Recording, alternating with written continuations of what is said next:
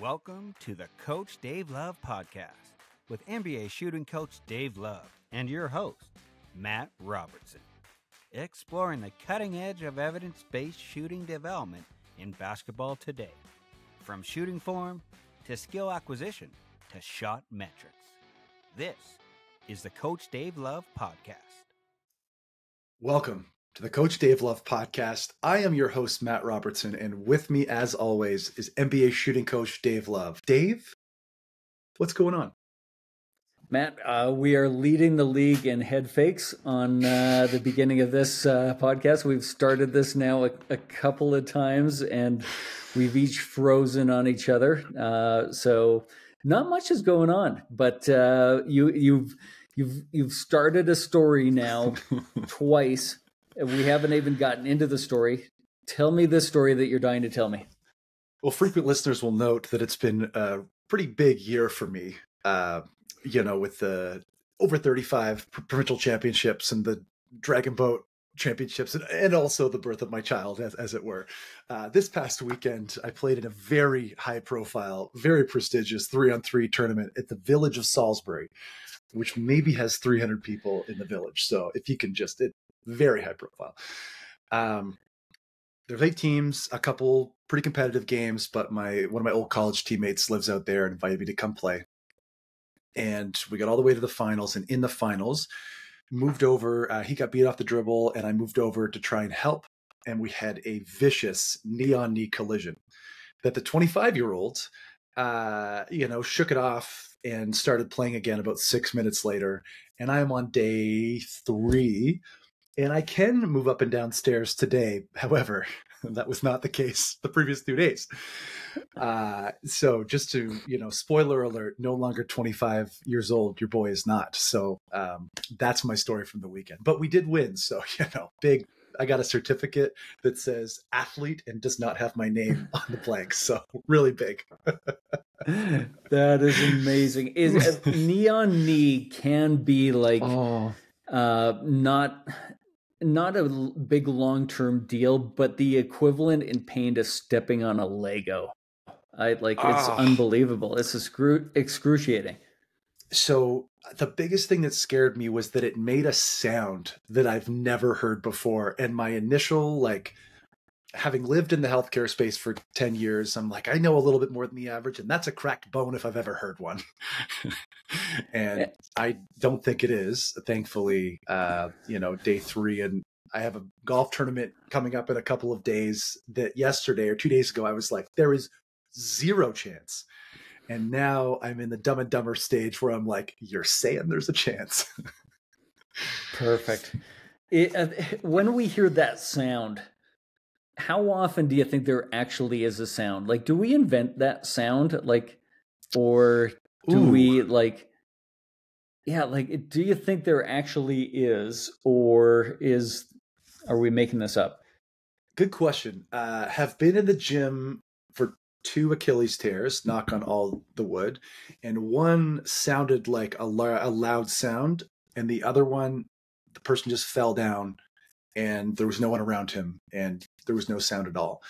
When I did my ankle really badly a couple of years ago, I felt a pop, and I don't know if I heard a pop or I felt a pop, and I can't go back to that moment and sort of separate those 2 things. But I experienced a pop, whether it was audible or not, and that was a harbinger of bad things to come.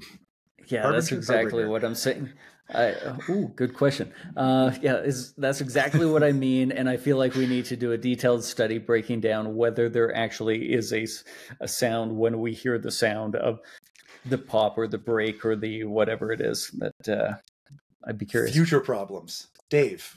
Those are future problems. Let's talk about current predicaments. Dave, this is now your off season.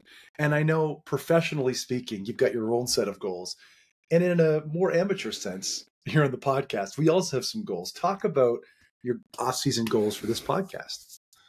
I really want to learn to be more concise and finish my thought. You always talk about going on tangents and how like is part of my charm, which I think you're very kind to say, and is a bit of an adorable backhanded compliment, but I take it as a compliment, and I'm doing it right now. I go on these tangents. I'll still go on them, but I have to finish my thought first. And so I want to see today if I can make any progress with some repetitions in this podcast of finish my thought, be more clear, be more organized in presenting my thought, which I feel like I do really well in a workout. But you give me the opportunity to go long form, and man, do I take it. I will tell you, it is part of my job as voice of the people to help you work on these things. Let me be your shooting coach. And if a tangent comes to your brain, give me the subject matter of the tangent and then continue your thought. And I will do my best to circle back, as the corporate speak, or like parking lot that for the moment, to see if we can get back that little piece, if that's what you want. The problem is I don't always know that I'm doing it until I'm like three laps into the tangent. So it's going to be a work in progress, and hopefully you and I can laugh at it. And I hope that the listeners can think about what their version is and use my ineptitude as their inspiration to get better at what they want to get better at. I guess that's my point. Of the things to be inept at, concision in a long form podcast, I guess, is one of the things that I wouldn't mind, I guess, being as good at as many other things as you are. So here we are. Concision. I've never heard that word. I like that. Thank you. And let's move on. I think that's real. Dave, let's talk about the episode for today. One of the things that you've said in the past that we kind of have breezed past is talking about follow through. And sometimes, and I've committed this action or this thing. I had a player 8 or 9 years ago who played at University of North Carolina, ended up in Canada playing pro. 4 of his teammates went to the NBA, and he ended up in Canada. So something has gone horribly wrong in his career. Honestly, I think it was mostly mental. However, he had a really funky follow through, and I was so set and concerned that I needed to fix the follow through and really dial in on that thing. Dave, tell me why you don't coach the follow through, because that's my one instant where I think this is a big learning opportunity for me, and probably a lot of coaches out there. It's one of the 2 or 3 things that almost every coach talks about, like he has a bad follow through, and I always think, like, I don't coach the follow through. It's not to say I don't use the information, but I don't coach to it. And I want to explain where coaches should direct their intentions or their teaching and their coaching instead of the follow through, because the ball is already gone. Why don't I coach to it? Because whatever happens after the ball has left your hand is not impacting the basketball. And therefore, coaching to it is going to be a waste of everybody's efforts. Do you have like a moment or a series of moments that built up to this sort of thing that you feel very strongly about? Like, did you used to coach the follow through and then have a progression out of that? Yeah, great question. Thank you. Like, voice of the people, just killing it right now. Got you. I can remember the genesis of the moment, which was working with the University of Calgary with a player named Robbie Sahota, who I think I've referenced a couple of times. And Robbie had a unique kind of Larry Bird-ish shooting form where the ball a little bit back over his head. And I'm very early on in my coaching career. and giving the making all the mistakes and learning from them. And my big point of emphasis in this group drill that Robbie was a part of was, I want everybody to hold your follow-throughs. And Robbie could not hold his follow-through. His follow-through kept coming down and would finish below his shoulders, and young Dave Love would get frustrated and say, no, like, hold your follow-through up. And he couldn't. And then I realized it's because his hand is moving down while he's trying to shoot the ball up. And me saying, hold your follow-through after the ball's already left your hand isn't accomplishing anything. I'm not fixing what's causing him to have the struggle. So the next layer that I want coaches listening to understand is, when I say I don't coach the follow through, that doesn't mean that I don't use the information. It just means the follow through is my hint or my guide to what mistake they might be making when the ball's in their hand.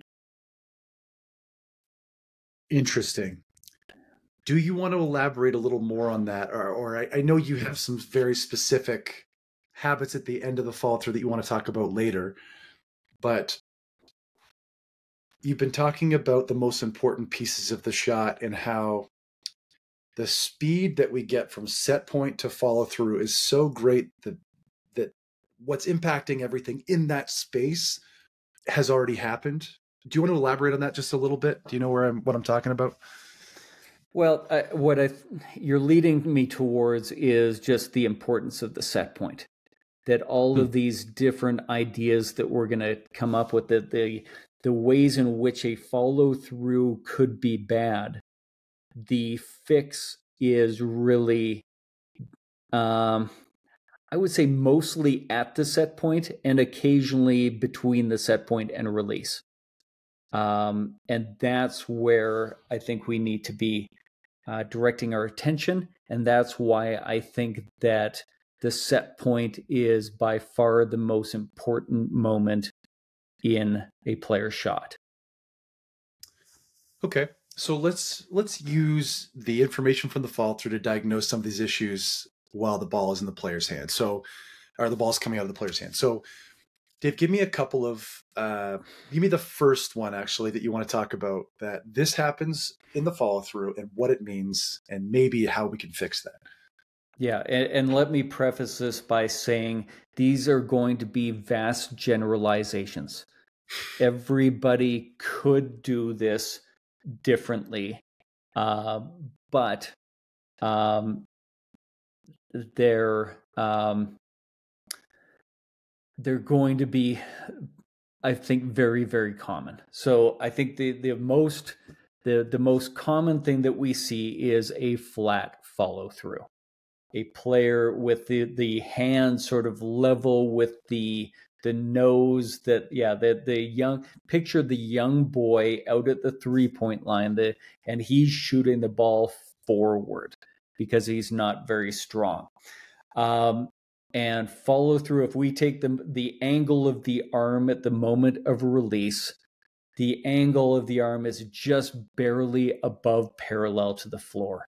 Their follow through is very, very flat. I would probably want, if we were to measure the arm from the 3-point line, I'd probably want about a 55 or 60 degree angle in the arm, and this person is probably closer to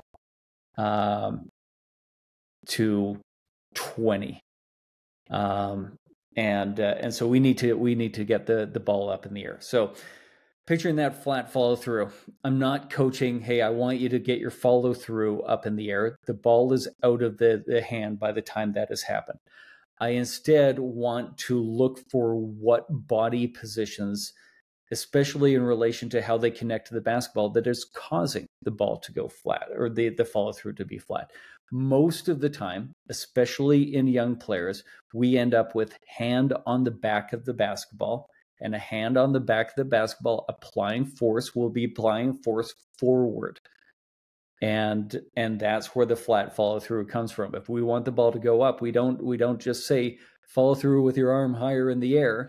We try to work towards getting the player into a position where their hand is more underneath the ball at the set point. So it's pushing up through the ball, not forward. Like when you described the flat follow through, I had a very specific picture in my mind of the kid firing from the hip and just really shoulder back to shoulder forward to get it out there. You know, like I had a very specific image of the habit in my mind when you described the follow through. So that is actually a funny indicator for me that in that moment, I'm not coaching follow through either, because I can, you know what I mean? I can identify the habit just from that. It's the indicator of what's going on before that. That makes a lot of sense to me, actually, when you put it like that. Hey there, basketball fans. I'm NBA shooting coach Dave Love, and I've got exciting news just for you. Introducing my exclusive, free basketball shooting newsletter. It's packed with insights and techniques straight from the hardwood. Have you ever wondered how NBA players improve their shots? Or how you could get to the next level, whether you're a college player, a coach, or a budding youth player? My newsletter brings all this and more directly to your inbox. Each edition is a deep dive into the world of basketball shooting. I'll share some of the tips and ideas that I use with my NBA clients, tailored for every level of the game. But wait, there's more. Subscribers receive exclusive monthly discounts on my online products. From training videos to personalized coaching sessions, you'll get it all for a fraction of the price.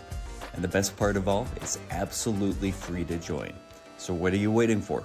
Elevate your game and join a community of passionate players and coaches from around the globe. Signing up is easy. Just visit CoachDaveLove.com. And welcome back. Coach Dave, as always, we're going to perform an after timeout and ATO. We're going to put 24 up on the thought clock up here to the left of my office.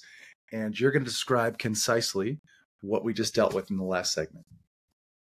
So don't coach the follow through because the ball is already out of the hand. Use the follow through as evidence as to where their body might have been, what movements they were making that would cause the follow through. Work your way backwards from the follow through to find the real error. And if that is a flat follow through, then the shooter's hand was probably more on the back of the basketball. And there's a bunch of different ways that we can go into on how that might happen.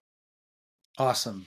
Ran the set, got a good look. Coach Dave, that was pretty good. Pretty good job by you. Before we jump to the next habit, can we revisit that Robbie Sihota story? Sihota, yeah. Sihota. Yep. When he's following through down and you see that, like, what is the specific habit and why that you're trying to fix in that case? Well, for him in particular, he brought the ball back over top of his head. And every time you bring the ball over top of your head, you probably have to lift your elbow before you've actually begun your shooting motion. So the ball is moving backwards over top of his head. In order to do that, your elbow is probably going to have to be around eye height already, leaving you almost no room to continue lifting from there. At that point, your elbow becomes a pivot point where early in the shooting motion, as Robbie leaves his set point, his hand is moving almost straight up. Then it starts to pivot around into moving up and forward. Then it starts to pivot further into moving forward. And finally starts to actually move down. So Robbie's hand, because of a lifted elbow and a pivot point then around the elbow that can't go any higher, his hand was forced to end the violent motion by moving downward.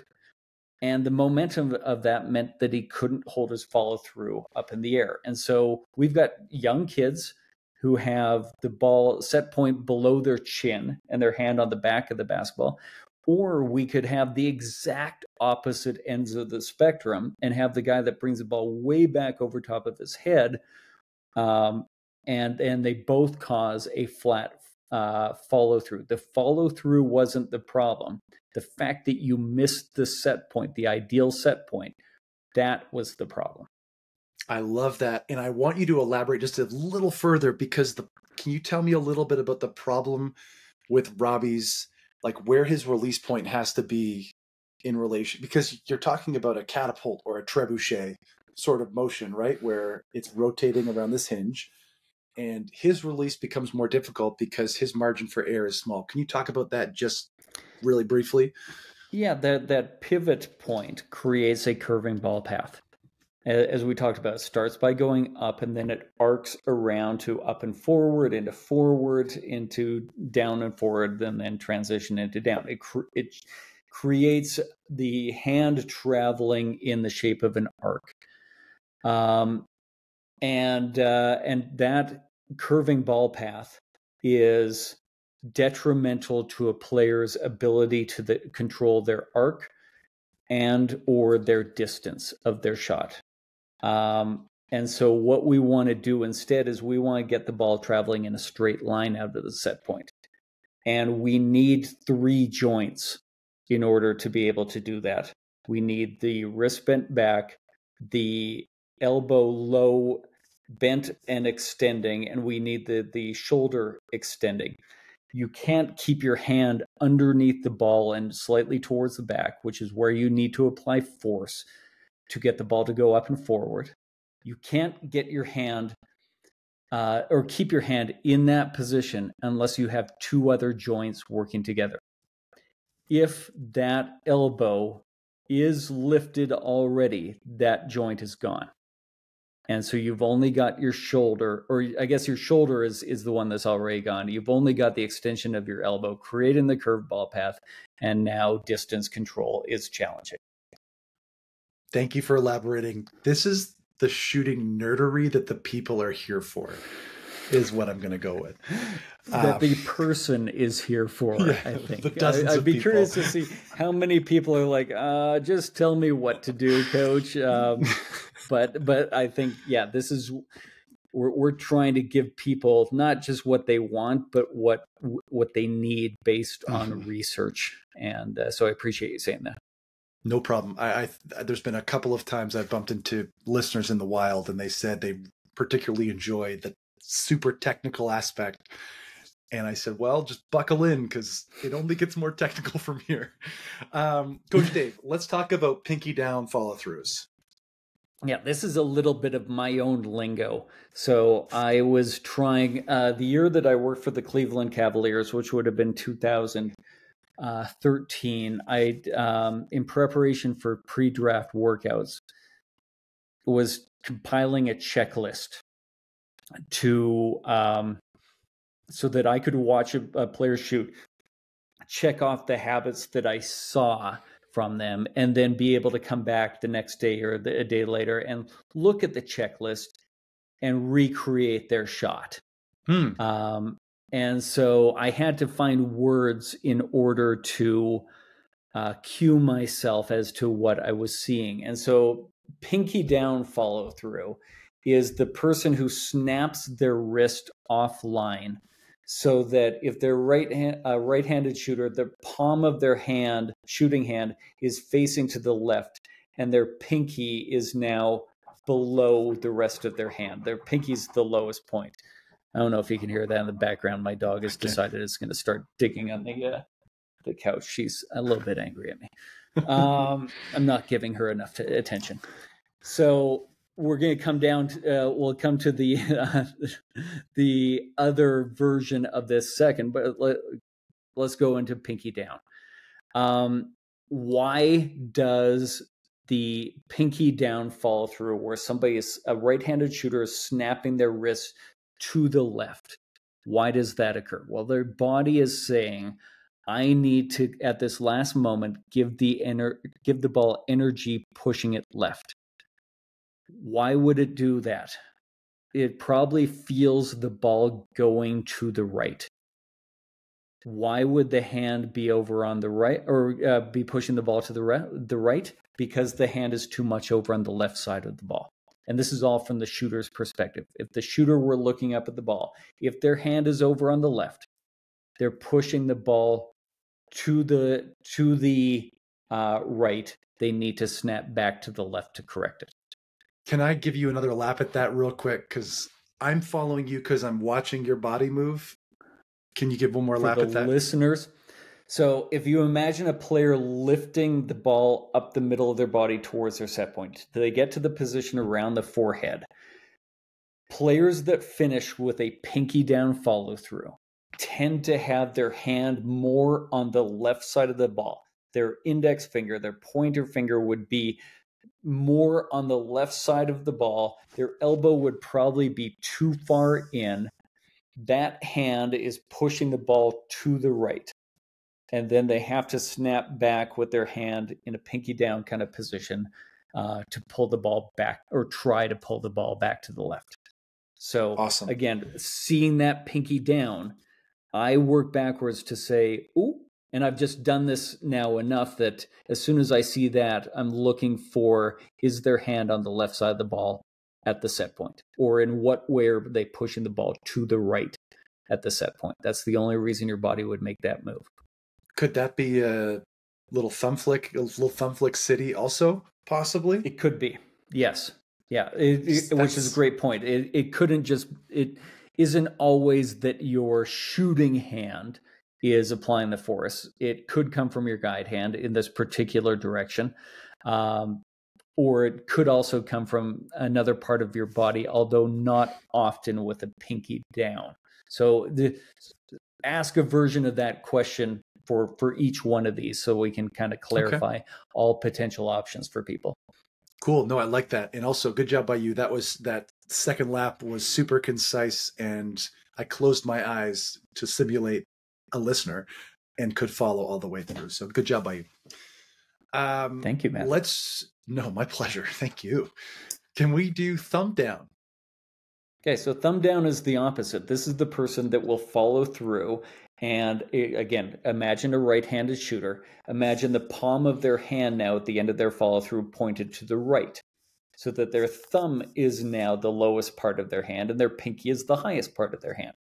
What direction does that attempt to apply force? It attempts to apply force back to the right. Mm-hmm. Okay, why would somebody's body be doing this? Probably because it feels the ball going to the left. And what habits cause the ball to go to the left? Well, now we're into addressing that player. Usually it's going to be their hands over on the right side of the ball in some way.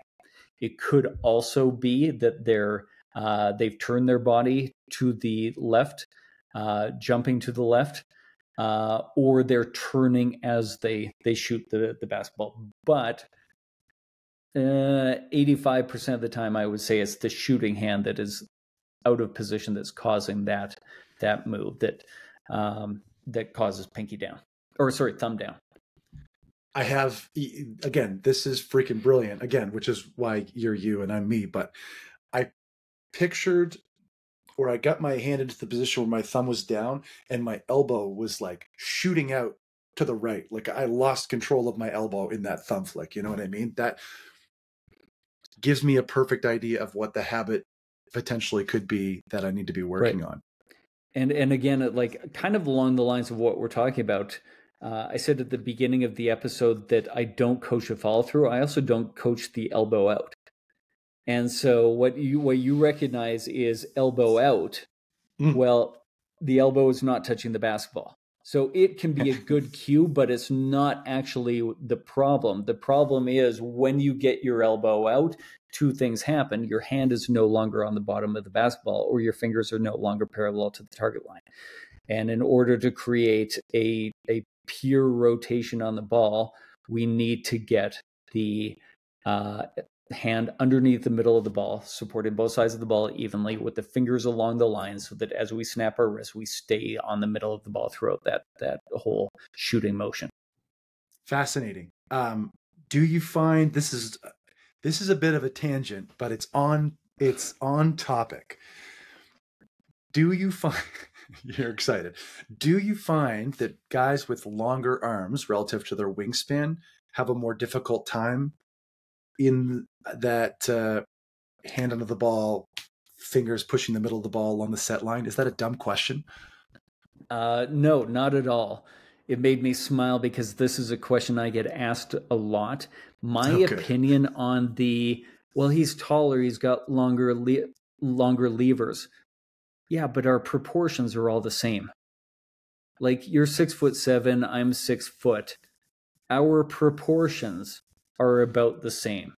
So yeah, maybe you have slightly longer arms than I do, but I would guess I don't put much stock in he's taller, he's got longer limbs, he's got longer levers. That makes this harder to do. No, we're all the same proportion. The ideas are the same from person to person.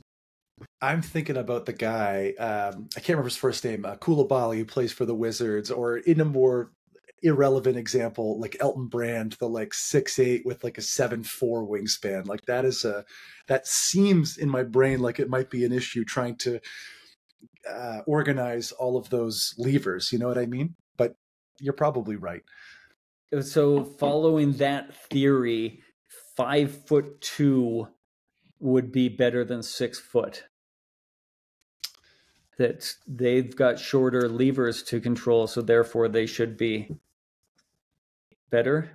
This is a very interesting argument where it's like, well, there's a lot more 5'6" guys than there are 6'6" guys, so there's going to be more good shooters that are 5'6" than there are 6'6", right? Because that's how that works. Yeah, numbers. Yeah, we can dive deep into these little pivot points in our argument, but I don't put too much stock in what you described. I was going to say, after this break, we dig into the demographics and measurements of all of America. Let's actually take a quick break before we get into this the next issue. Hey there, basketball fans. Coach Dave Love here with an exciting opportunity to revolutionize your shooting game. Introducing my exclusive shot development systems, Pure Release, Consistency and Balance, and Fluidity and Arc. Each system is designed to target key aspects of your shooting technique, transforming you into a more effective player on the court. Pure Release focuses on perfecting your shot release. Consistency and Balance enhances your stability and accuracy, and Fluidity and Arc works on your ball path and trajectory of your shot. Find out the drills and progressions that I use with my NBA players to improve these important habits. Can't decide which one to choose? No worries, grab the bundle and get all 3 systems at a fantastic value. It's a complete package to elevate every part of your shooting game. And there's a special deal for all my podcast listeners. Use the promo code PODCAST20 at checkout to save 20% on any of the shot development systems. Don't miss this chance to train like the pros. Visit CoachDaveLove.com/store and take your first step towards shooting success. That's CoachDaveLove.com/store. Welcome back. Coach Dave, 24 up on the thought clock after timeout. Please give us the last segment of what we talked about. There's 2 different ways that a follow-through can go wrong. I call them pinky down and thumb down. These are not the only 2. These are just 2 of the ways. A pinky down follow-through usually pulls the ball back to the left because the player feels like the ball is going right.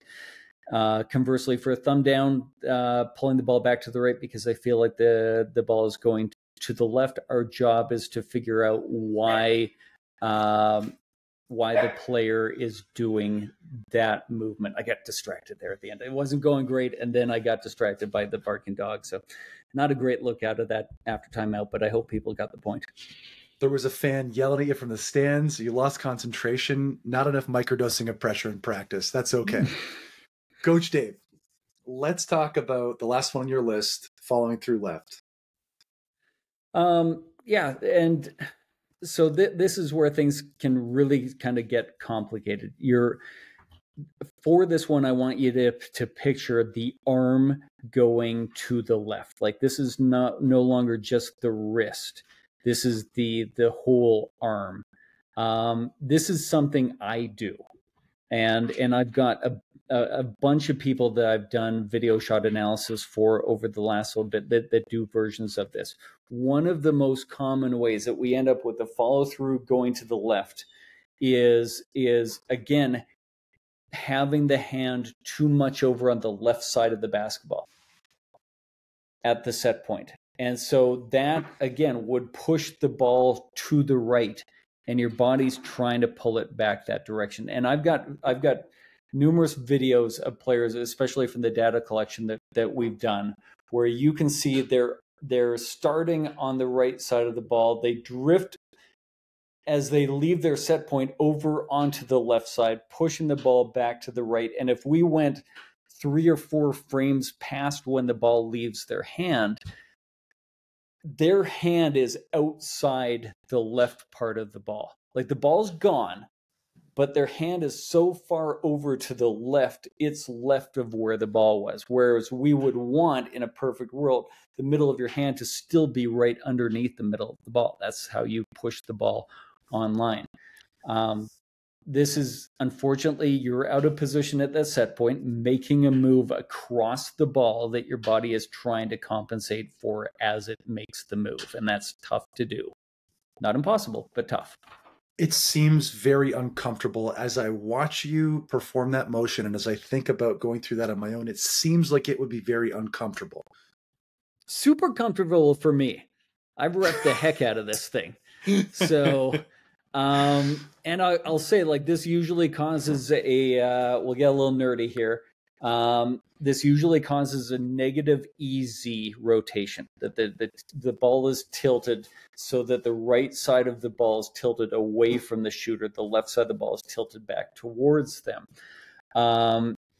So, and a positive negative EZ, we've noticed, while not ideal, doesn't lead to dramatic, the same kind of dramatic concerns that a positive or a negative EY would, where the ball's tilted up, down. So unfortunately now, 99% of the listeners are saying, what the hell is he talking about? And the answer will be coming in a couple of months. But this kind of a move, why I think I do it, tight back, tight shoulders. Can't quite get underneath the middle of the ball, or not that I can't, I just don't. Mm-hmm. And so I start with my hand underneath the right side of the ball, and I transition quickly to get more to the left to compensate. So I start pushing the ball to the right, to the left. I finish pushing to the right, and I've got to swipe across the ball. I feel like this is sort of an equivalent to like hitting a tennis slice in a weird way. But that's it. That's a off the record conversation for another day. It is interesting that you say so when you talk about your specific habit, your issue is not a technical one. It's actually a physiological limitation, which is kind of an important note when it comes to this, right? Yeah. You just froze, so I'm going to keep talking. I hope I'm not talking over you. A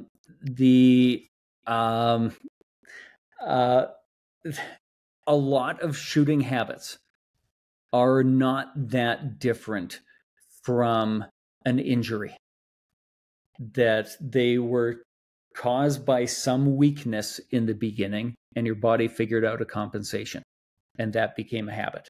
And so to look at it that way helps me a lot as a coach, where I'm like, okay, what would and it might not be a current weakness, it might just be a past weakness that cemented itself and grew into a habit as a player got older and stronger. So you're saying, I even answer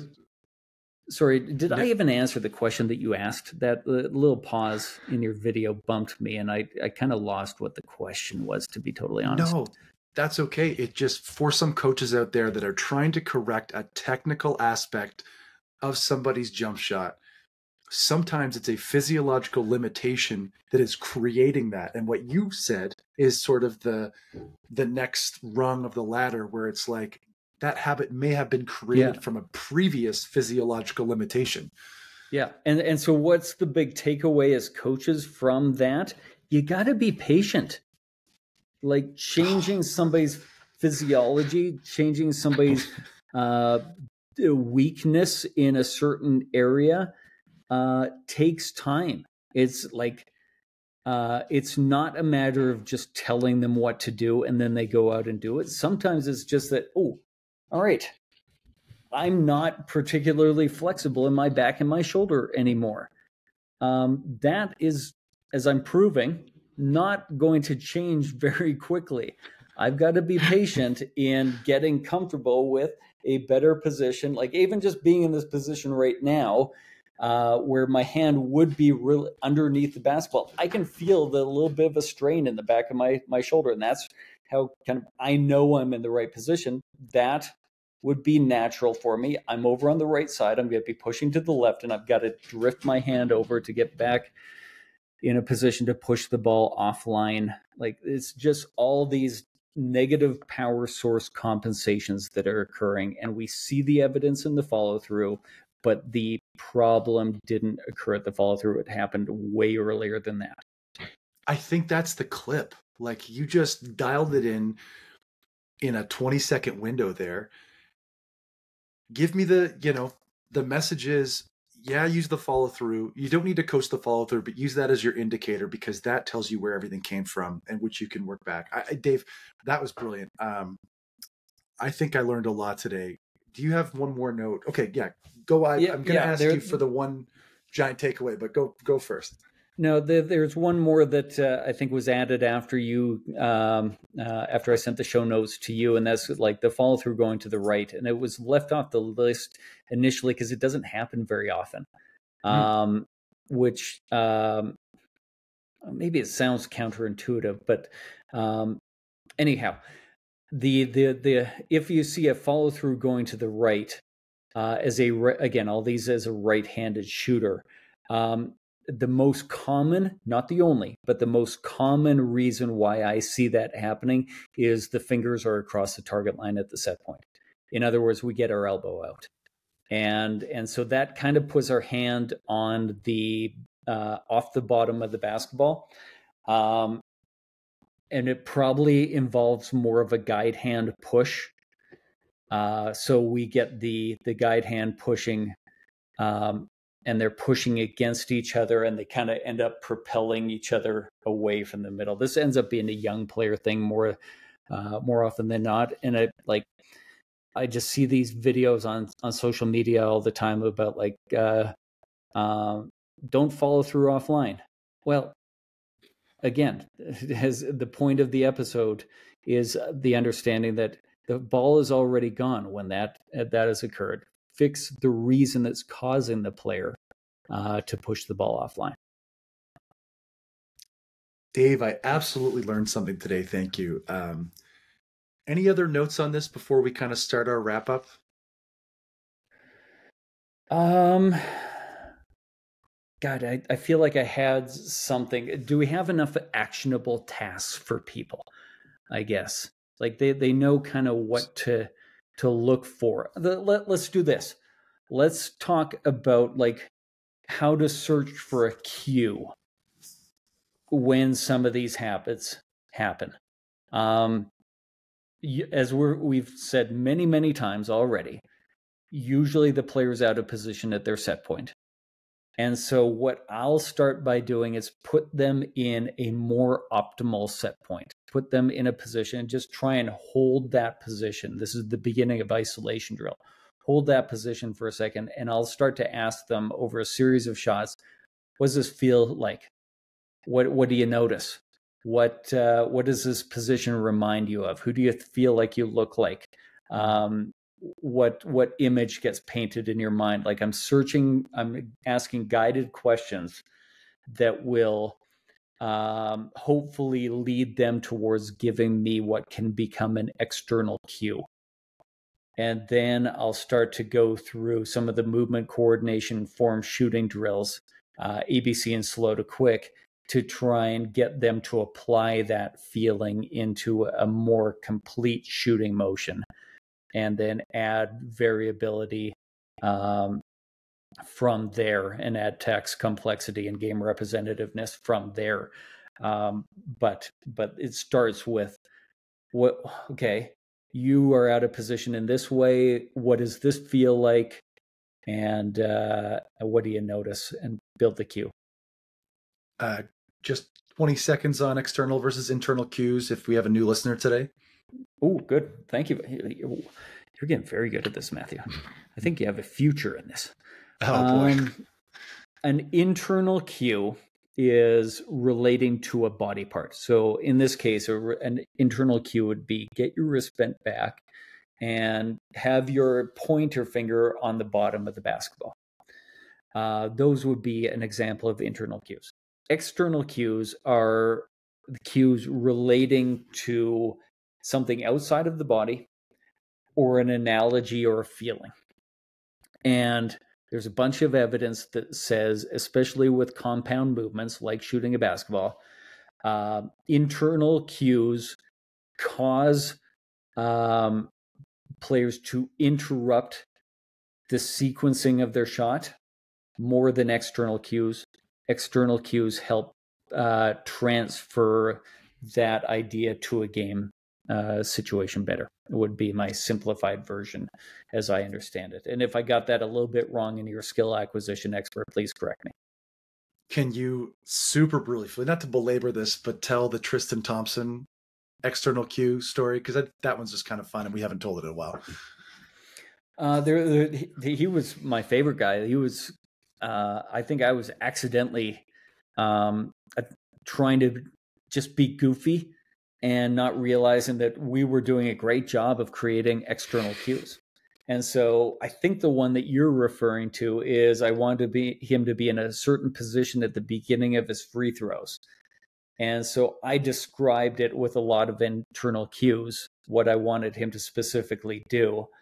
Not the best way to coach, we've learned. But then he turned around and he corrected all my coaching by saying, I feel like I look like Grant Hill when I do this. And from that moment on, we never referred to, I want the ball close to your body and your wrist bent back. We just referred to Grant Hill position.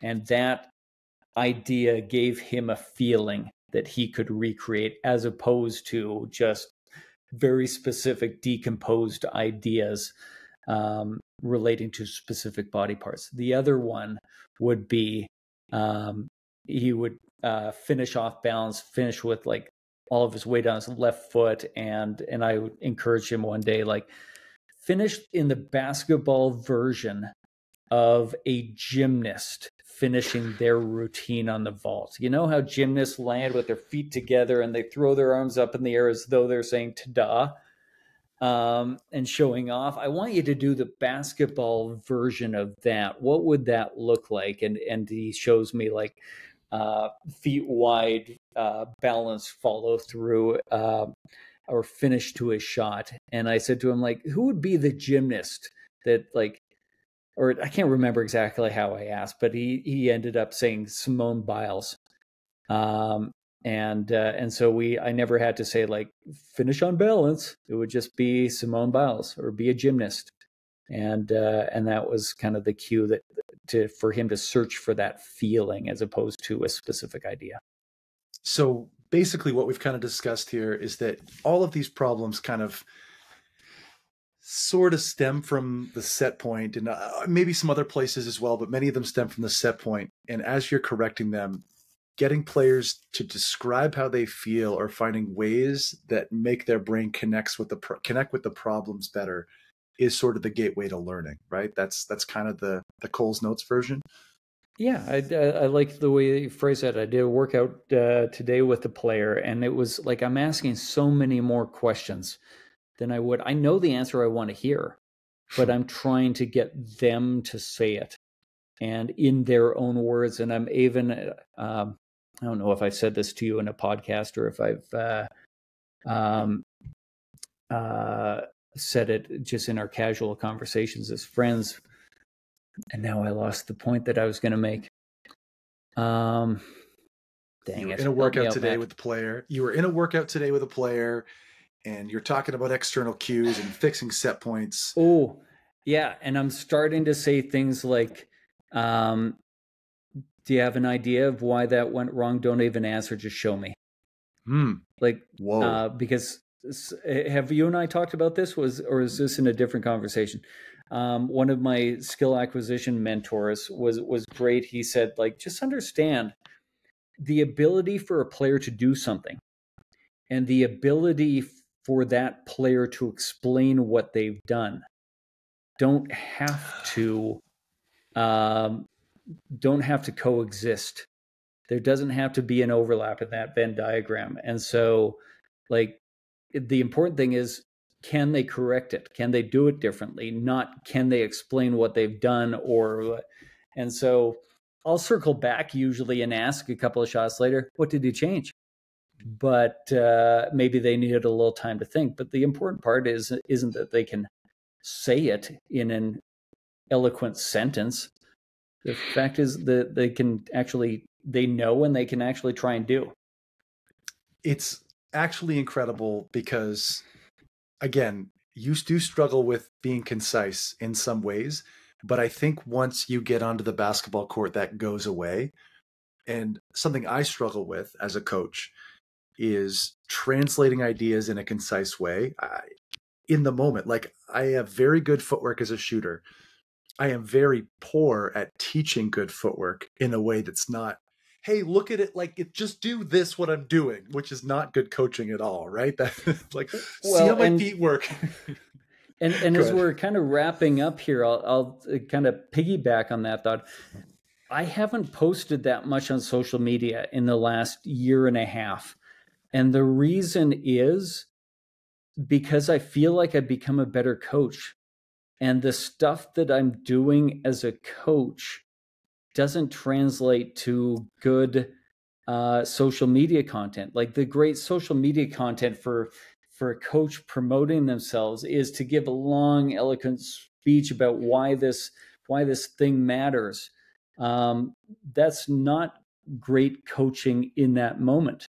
Like, and so I've been really trying to focus on being a better coach in the workout. And I'm realizing, that's going to be really, really boring social media content. Or the other example is, it will look messy. Like, a great piece of content usually has the player neatly doing the same thing over and over and over again. I'm changing something, like, to describe that I'm not doing a drill. So how do I describe the drill that I'm doing when I'm changing it on every rep to search for the appropriate level of challenge and give more variety and give more game representativeness?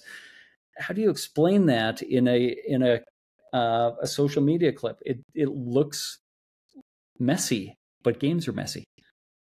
You posted a clip recently, and I think it was from the podcast, where you're talking about challenge point appropriate guidelines being, if you can do it correctly 85% of the time, you're at a pretty good spot for challenge point. 15% of those reps are ugly, or ugly compared to what you're looking for. And you're right, that doesn't translate. Everybody loves, this next generation has gotten so good at editing clips that everything has to be so clean and so transition-y and perfect. And you're right, that's real development, is not that. Well, yeah, like, if I were to do an honest clip, it would be me saying, like, me asking, what habit are we working on? And the player answering, and me asking, okay, what's a drill where you know you can do that well? Show me.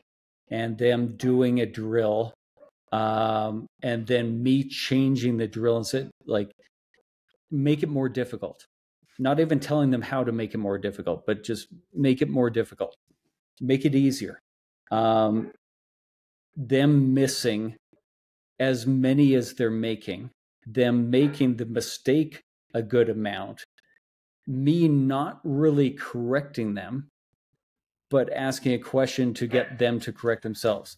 That sounds like a weird social media clip, but I believe it's actually good coaching. Dave, we started out talking about follow through, and we ended up with your coaching philosophy. I always appreciate the time, and thank you for gifting that to me and to the other listeners. Honestly, I do really appreciate it. Coach Dave, where can the people find you if they want to reach out or if they want to learn more about what you're doing? You can find my free newsletter on CoachDaveLove.com. Sign up for that. And then you can find me on Twitter and Instagram, or whatever Twitter's called now, at Coach Dave Love.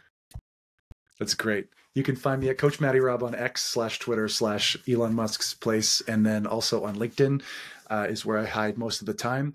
Thank you for listening all the way to the end. We really appreciate you. Please rate, review, subscribe, tell a friend. All of that really helps. And thanks for hanging out. We'll see you next week. Thank you for joining us on today's episode of the Coach Dave Love Podcast. To stay up to date with our future episodes, please remember to hit the subscribe button on your favorite podcast platform. Don't forget to sign up for Coach Love's free shooting newsletter on CoachDaveLove.com, and be sure to follow him on social media. You can find him at Coach Dave Love.